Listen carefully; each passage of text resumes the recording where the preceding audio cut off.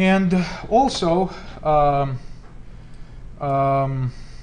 when I say flow total area, all this business, most likely, well, guess what?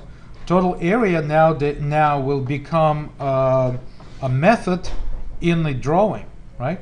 So the new operation in the drawing could be public float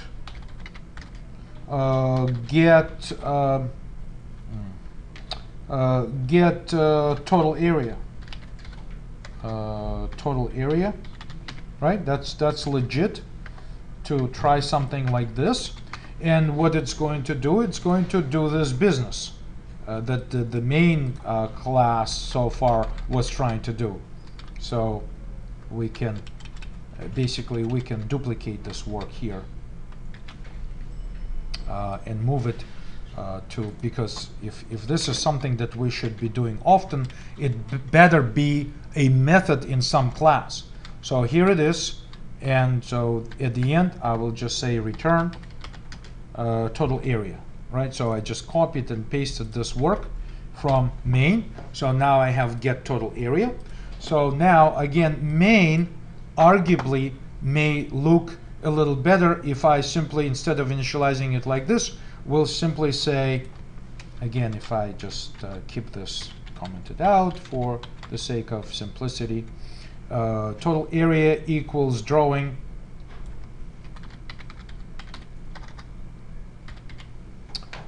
get total area. That looks very neat, actually. I think I like this version of the main method much better than what it was before we added the drawing class. So, and then I will just print the total area. By the way, I could actually reduce it to only this, right? Oops. Just reduce it to, say, print this, right? And then I don't even need to create this temporary variable anymore, right? If that's all the only thing I wanted to do, I could do it this way. So arguably, you know, sort of like adding this class name drawing benefits the overall, you know, overall structure, organization of our application, because suddenly drawing is a legit class which is responsible for maintaining the list of shapes, right?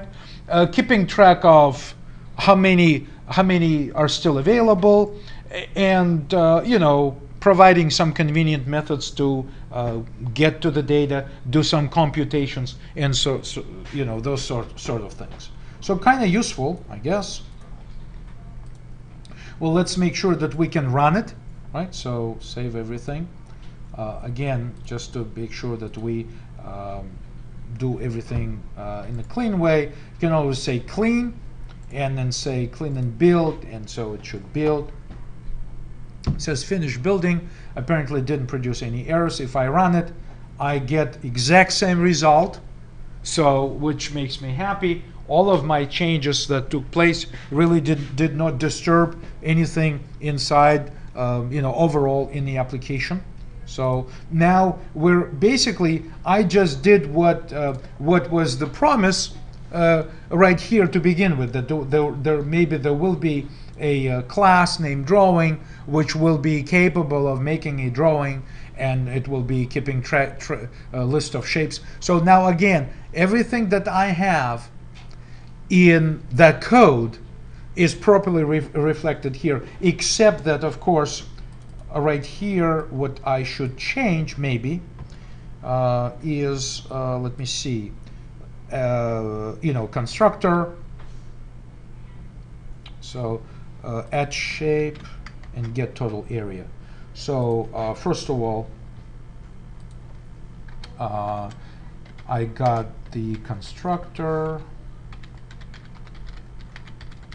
right, which takes size, and it's an integer. This is like primitive size or whatever. And then there is this add shape, which takes shape, which is takes shape of type shape, kind of UML notation, and then also get total area, which takes no parameters but returns a float, right? So if I save this, that should be a good you know, picture of what I have. Now notice that it's a standard practice in UML. If you have this relationship that this drawing can have multiple shapes, right? From 0 to as many as you want, arguably, right?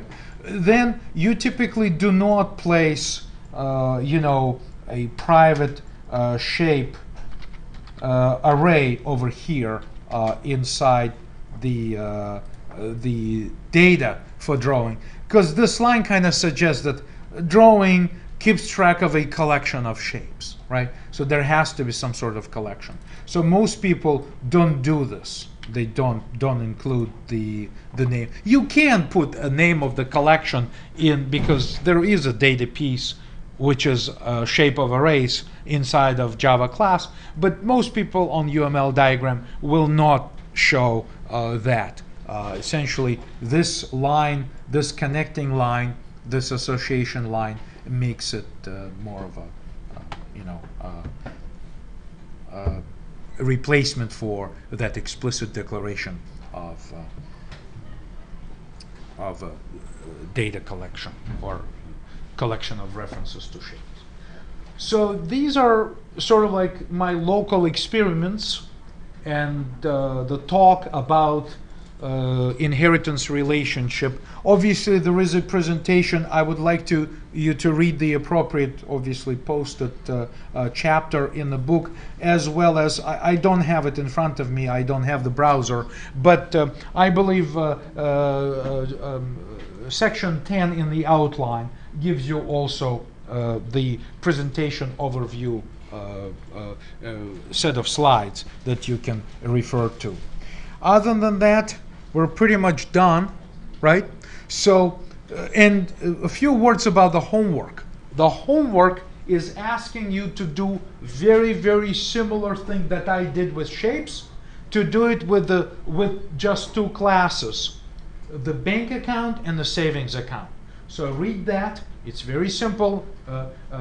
Again, create bank account class, specify what the data and methods are, and then create a savings account class, which derives itself from the bank account, the savings account, and it just adds some functionality. The homework tells you what you should do, and basically have a main class that creates bank account, savings account, make some calls, you know, read the documentation. Very similar to what I had all along with the shape and circle and rectangle. There you will have a bank account and a savings account, so they can be related. So just read that. It's basically everything we covered here today is it has direct relevance to what the current homework is asking you to do with those two account classes. So if you have any questions, send me email. We may come back to this topic again next week. Other than that, have a nice week, and we'll keep going from here. So thank you.